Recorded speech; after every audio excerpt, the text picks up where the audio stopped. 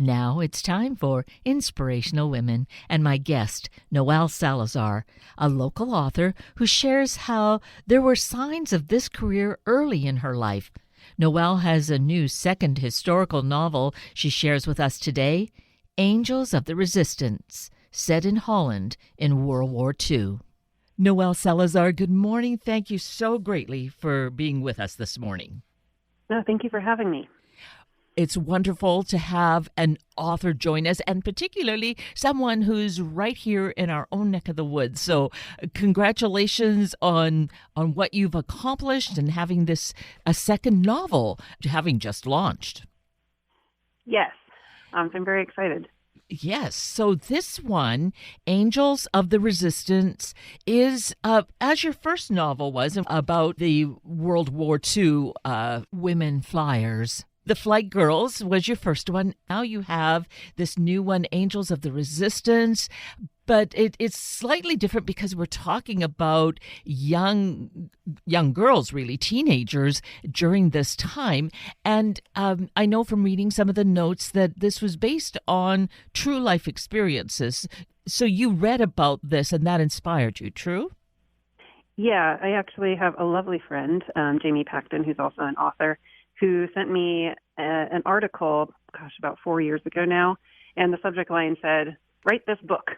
And I opened it up, and there was this article about the Oversteegen sisters, Therese and Freddie, and this work they did starting when they were 14 and 16 years old through World War II in the Netherlands. And I read this little article, and I just decided I had to write that book. So here we are. And what was it about it? What was your feeling about the sisters? Was it what they did or the timing, or what was your connection? Well, I think when I write, historical fiction, when I'm writing it, there's so many, especially this in World War II, and I'm sure other authors find it when they write, anything during war. I feel like probably authors have this feeling of, would I have been able to do that job, what they did, because it's these girls were 14 and 16, and I cannot imagine these jobs that they were going out on, like having the composure they had to have, the bravery, the moxie, and then imagining how that would have affected them. They kept doing these jobs, and they must have had to push all of that down. That's trauma. And I know something about trauma. So trying to imagine that kind of trauma where you're putting your life at risk. Meanwhile, your friends are being taken away to concentration camps. You're watching people die in the streets. And then you yourself are committing murder for the good of your country. I mean, it's still murder. And so trying to just internalize that. And I just found it such an interesting, just thinking about it and trying to imagine it and putting myself in their shoes as best I can. I can't imagine the things that they did, doing them. So I think it was just a lot of being impressed in a way, and inspired. And as a mother, I can't imagine being okay with having my children going off to do these jobs. And, the real life girls, they had a mother and she knew this was happening. And, but I think when you're in war, you just do the thing you need to do to protect your people and your country. And so, it was just this combination of all these emotions and could I do it? And, I'm trying to just kind of work through that as I'm writing it. And so, it was very interesting and very heartbreaking. And, I just needed to explore it within myself and on the page. And I must say, what an admirable work you've done in that exploration. Some of those questions, you're welcome. Those kinds of things occurred to me too. And very similarly, could I have done that sort of thing? I can't imagine. Maybe, if the times required it, we might, but it still is just almost beyond comprehension. It really is. And, I would ask myself these questions and it would be hard no. But then I'm not in war. I don't have this happening around me. So, you can't even answer the question unless you are in that position. And, you want to think that you would do that admirable thing, but, unless you're in it, you just have no way of knowing. It occurred to me, though, to think about, while it's like a continent away, but thinking about the people in Ukraine and Yes, what they're going through and wondering about exactly. that sort of thing, because their whole lives are totally turned upside down and upside down again. And Yes. potentially in our lifetime that is happening, and probably in other countries, but we're just not as aware of that going on. Yeah, that's so true. And that was on my mind a lot. We were going through last bit of edits and stuff when the war in Ukraine was starting to happen. It was just like, oh, well, this is timely. And it was just horrible watching the news and reading all the news reports and being able to kind of like see my girls in the Ukrainian people, that were rising up to fight, just like these girls had done in real life. So, yeah. And that is something, as we think about the past wars and thinking of just all that's gone on, even in our history, when we think about in the Middle East and all the destruction, and we think we've perhaps made some progress as the human race, but then again we see this happening and wondering, scratching our heads, like, how can we keep doing this? Yeah, it's so true. It's so frustrating. Like, haven't we learned? Can't we stop now? Yes. It's disheartening. Yes. My mother lived through World War II, and actually she came from Poland. And Oh, wow. and so, was right there in the midst of everything happening. And when she would talk about it, it didn't seem real. But Hmm. as I've gotten older, I can really appreciate the reality of what went on. And I think she felt too, like, we've done this. Let's say it's behind us. This never happens again. And maybe do you feel that perhaps, Noelle, with writing about these sisters in the Netherlands, that maybe it makes us take to heart what happened and make a commitment to it not happening again? I mean, I would like to think so. I feel like as a writer of these stories, and then the people that are reading these stories, which I'm a reader of these stories as well, you you read these stories and I think, how can we be repeating any of this? It's mind blowing. I feel like as a country we learned so much back then, but here we are, like, still having some of these moments of it's baffling to me that we would be having some of these same questions and watching some of these same things play out. And it's hard to comprehend sometimes. Yes, I agree. And that's why I guess then the hope is in writing about it and bringing it forward as to what happened. And teenage girls and young men shouldn't have to be forfeiting kind of just a life of learning educationally and creating a better world, having to go through the kinds of things that these girls did. Yes, I mean that is definitely my hope. Yeah. I mean, I have young children, and just the thought of it's terrifying. Yes, and as you share with us in Angels of the Resistance, how the mother is totally aware of what's going on. It's I wasn't certain at first that she did, but you wrote that beautifully as to her emotions and her character and what was going on in her life and how it all played out. I just marveled at how you did that. Oh, thank you. Well, portraying her in such a realistic way, and being, of course, knowing she needed to involve her daughters because this was literally, life and death, but also the future. It was about the future. Yeah, that's so true. Yeah, I think she, I don't know, of course, what the mother of the real girls was like. I believe she was involved as well. I'm trying to remember my research, but most of my research happened years ago now. But I as a mother, I try to imagine what her feelings would be, and of course, the first feeling is no, you cannot do that.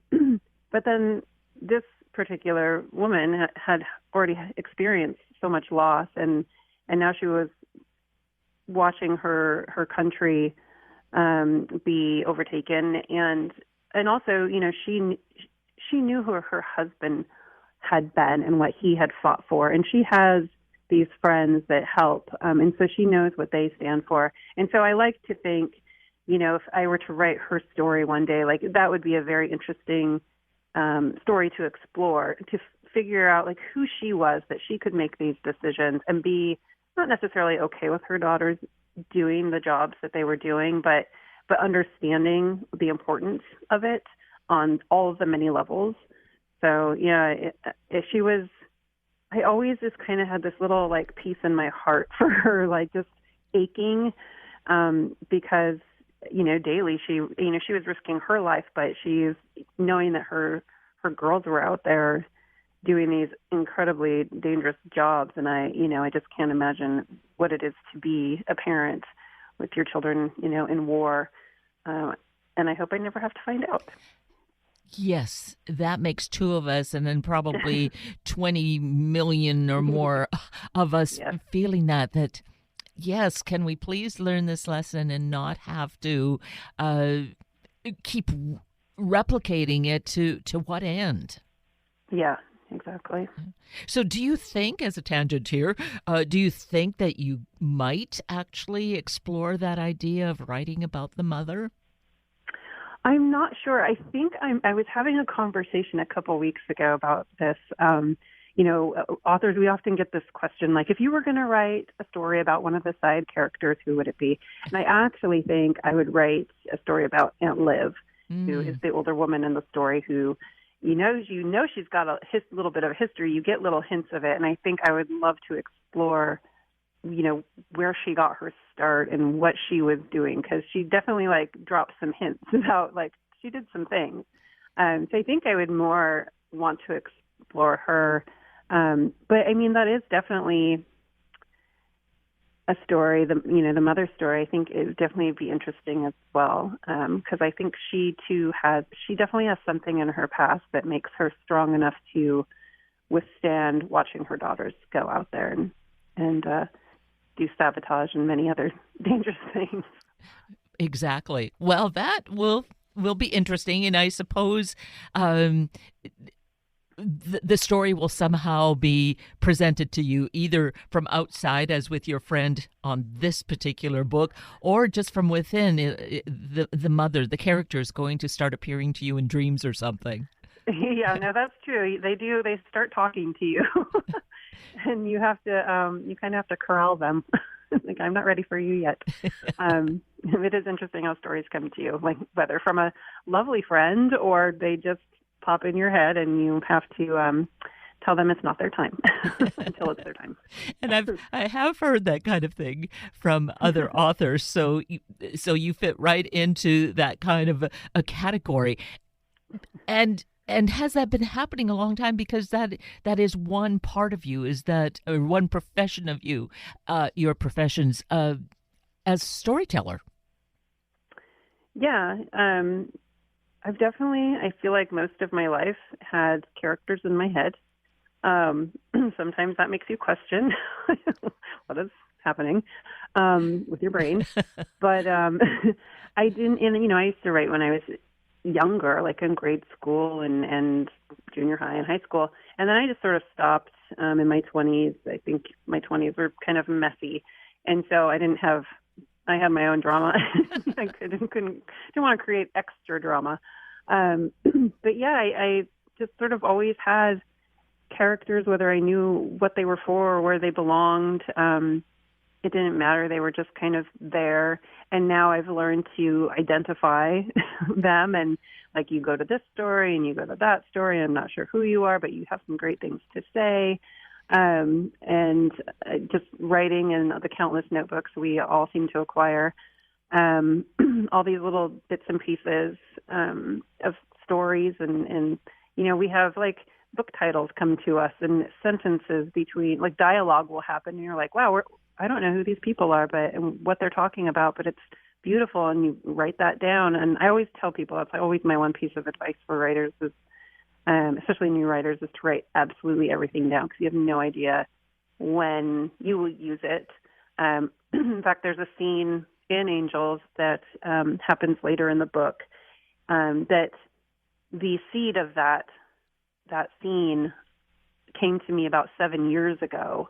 It was just something that popped in my head, and I was like, I don't know what that was, but I'm going to write this down. And I just kept it in this file that I have on my laptop of odds and ends. And when I was writing Angels, I just got to this part, and I was like, oh my gosh, I get to pull this out, and literally it has been sitting there for about 7 years just waiting for its moment. So being a writer is interesting. I'll say that is really fascinating and so organized to keep all those notes and to know where to keep them filed. So you must have some really a good filing system with really good titles or categories. I mean, I don't know if the filing system is so good. I have like on my notes on my phone, and they're kind of all over sometimes. But yeah, I mean, it's just funny the things that I will find in these notes. Like I will notice the way somebody walks, and I will put words to it, and then I will write it down. And then later in some story, I'll be like, oh, it's this older gentleman, and he would walk like that guy I saw that one time. And I'll go find that description and throw it in there. And it's just this tiny detail that probably nobody will notice, but I do. And so it makes it, special for me. But yeah, it's a weird collection of like, almost like, yeah, I kind of feel like I have a photographic memory for a lot of things. I feel a lot of my writing, I see it in my, like a movie in my brain. And so having those things where you notice how somebody walks, or I love to take walks and just be in nature, and because I notice all kinds of things about the light, the way the light comes through the trees, or the way it kind of, splays across the pavement, or, or the way the mist is hanging, in the branches or something. And, I grab onto all of that and I compile it, and it's fun to get to use it in all the different places. And I can see where that happens. I like to look, as I read something, I kind of savor the words and like to think about how did she or he come across framing it quite like that. And so when you say that you're observing that as though you're watching it in a movie or seeing it play out in your head, explains so well so much of that. Yeah. Yeah, because I literally saw it somewhere, and I made a mental note or put it in one of my horrible filing systems or what have you. And you say you've been doing this from a young age. Yeah. In fact, my first memory was when I was 3, and the memory is simply of me as a 3-year-old being bored, which I always say I'm never bored because I'm always imagining. So I don't mind long car rides. I don't mind, sitting in a boring class because my brain will just take off and do its own thing. But I can remember standing, my family was in Canada, like on a weekend trip or something. And everybody I think we were trying to gather for a photograph or something in front of a statue. But my memory is of me standing there waiting for everybody to get it together and letting my imagination wander. And I was imagining train tracks and a little frog jumping over the train tracks. And that's my very first memory. And it's of creating, which is just bizarre to me, but also totally fitting. That's really fun and amazing to think back to that and to recall that and see how that fits into who you are and how your career has evolved. Yeah, for sure. Yeah.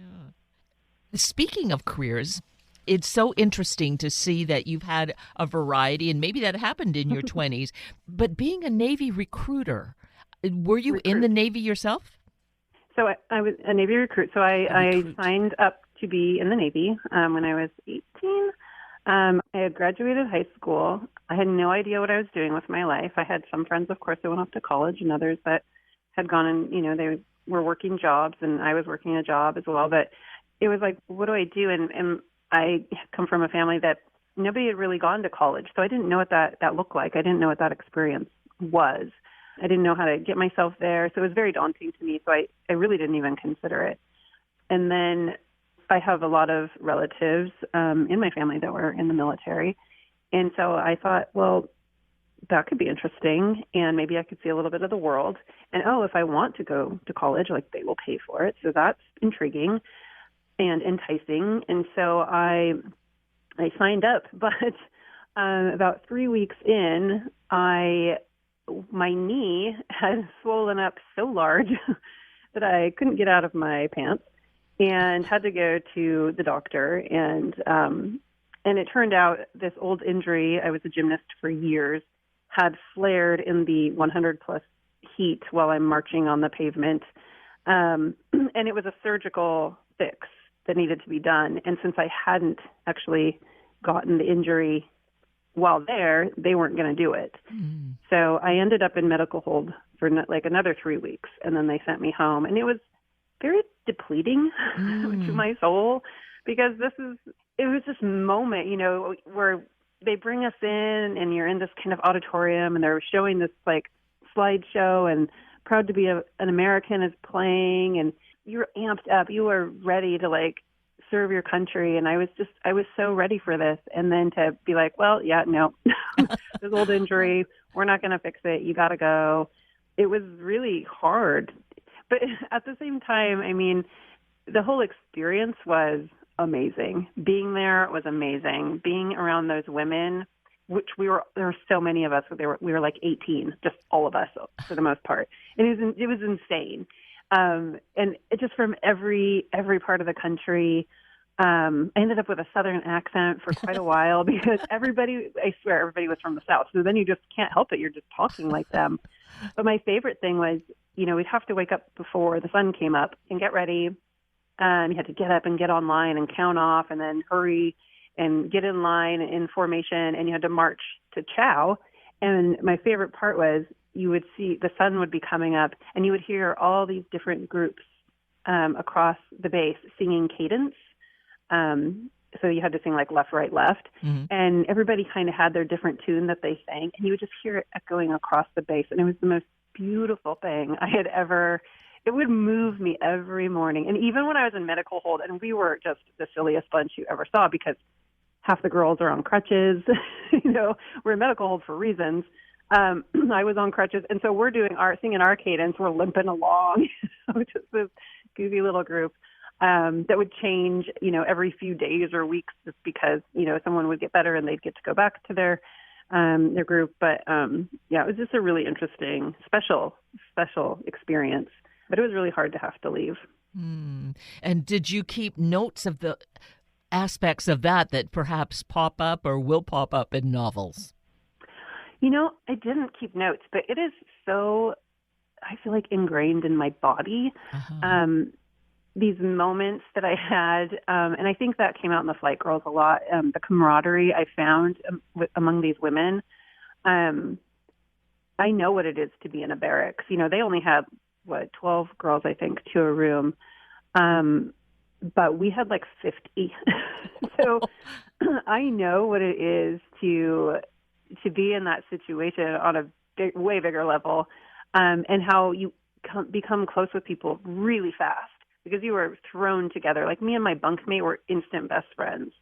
And in fact, we just got in touch not that long ago, just randomly, which was just neat to like catch up on. She got to be in the service for many, many years, and she retired not that long ago, which was really cool to find out. But I never made notes, but it's just a part of my life, like being an NFL cheerleader, that just kind of lives in me, and I feel like I can access it and the feelings I had surrounding those times really easily. Oh, that's wonderful. And you mentioned one of the other careers then was as an NFL cheerleader. And so how long did you do that? I did that for 3 years. And again, it's that same camaraderie, which I will say, I don't consider myself a snobby person, but I certainly went into that with judgment, like, oh, cheerleaders. I had been a gymnast, since I was probably 8 years old. And a friend of mine from high school was on the drill team. And she was the one that I knew that was an NFL cheerleader for the team we cheered for, which was the Seattle Seahawks. And she had been on a year, and she then, contacts me, and she's like, "You should do this." And I was like, "A cheerleader?" And I mean, shame on me, because these are women that were just like me, that missed dancing and missed being able to do gymnastics and missed being part of a group that loved doing these things, which was really kind of like being in boot camp, where we had this camaraderie. We were close so fast. And these women, again, came from all walks of life. They were lawyers. They were flight attendants. They were students. And I was just, once I got there and met these girls, I really felt like, oh, shame on me. But they were just an amazing group of girls, and I'm still friends with so many of the women I cheered with. And it was, again, just a really special, particular part of my life that I honor still, because it's, I feel like a lot of people have that feeling of, ew, cheerleaders, and you don't think much of them, but we're athletes.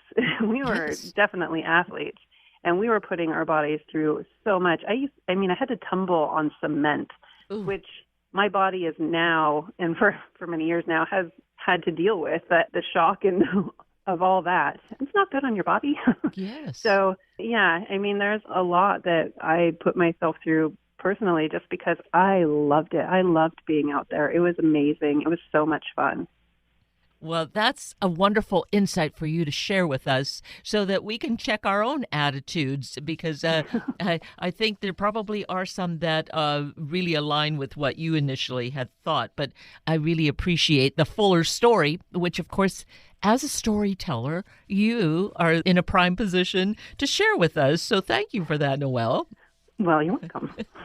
So we are, though, here about your long time career now as storyteller, and the latest book that's come out, which is Angels of the Resistance.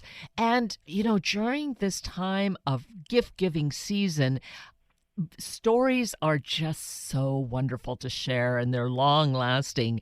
And so to get the book, it's available, I think, through all of our favorite book sources, correct? It is, yes. And we can check out more on your website? Of course, please. And that is? NoelleSalazar.com. Great. So we can learn more about you, about getting the book, about anything that might be coming up. And since you're keeping so many notes, is there a book ready to perhaps come out sometime in the next year? Yes, I actually have a book coming out next fall, and that I'm taking a departure from World War II. I'm writing 1920s Seattle jazz era, speakeasies, all that fun stuff. This story kind of came to me thanks to finding out my great-great-great-grandmother's name was Zora Lilly, which I did not know. And I was like, Zora Lilly, she needs a story. So and actually some of my ancestors, they came down from Canada and were part of the Seattle log boom. So that's all kind of woven in there in bits and pieces. And so I'm pretty excited about that one. And then the following fall, I will have I'm going back to World War II, and I have another story that I'm working on currently that I am really excited about too. Okay, well, we'll have to then just be patient, but but we have at least this book, Angels of the Resistance, to keep us intrigued right now. And as we said earlier in our conversation, it is an incredible story of youth, of bravery, of doing what needs to be done, and a mother having to support her kids living through this sort of thing. Just an incredible story. Thank you. I'm really proud of this one. It was hard to write, I will say. I started writing it when we went into lockdown. And so that was a whole story unto itself. Trying to get it written in the beginning, with a child next to me now doing virtual school and yelling, "Mom," every few minutes. And I had just come from the Netherlands. I had gone to see, what Haarlem, the town that these girls lived in real life, what it was like. And I literally was in Haarlem when we heard about COVID, and the first case was like 30 minutes from my house. And I was like, maybe I don't want to go home. But it was very interesting and such an informative trip getting to be in this space where the real women, worked and lived and stuff. So yeah, I hope, everybody can they'll get a sense of what Harlem was, because I really, again, like took in those moments of what that town was and tried to relay it in the pages. Well, it really does feel so real. So my feeling is that you accomplished your goal, Noelle. So thank you for that. Thank you. And thank you, of course, for being with us this morning and giving us this insider's look. It's always fun to kind of get some of the, insider story, which I think helps us to have the story come that much more alive for us. Yeah, no, I'm so thrilled to be on. Thank you so much for inviting me. Oh, you're so welcome. That brings us to the end of a very full hour of Inspirational Women with Noelle Salazar and Sunday Morning Magazine with Dr. Monica Vermani. I'm Kate Daniels, your host, and I greatly appreciate your sharing this hour with me and these special guests. For details you might have missed or information you'd like to know, please just send me an email, kated@warm1069.com, and I will get right back to you. Also, if you'd like to listen again or share these important stories with your family and friends, find the podcast on our Warm 1069 webpage. Just click on the podcast tab, then either of the show names, and then look for the guest names. I now wish you and your family a day of taking time for self, maybe some quiet reading time, and creating each day to be the best it can be. Have a week of the same, and then please plan to join me again next weekend for another hour of Sunday Morning Magazine and Inspirational Women on Warm 1069. Good morning.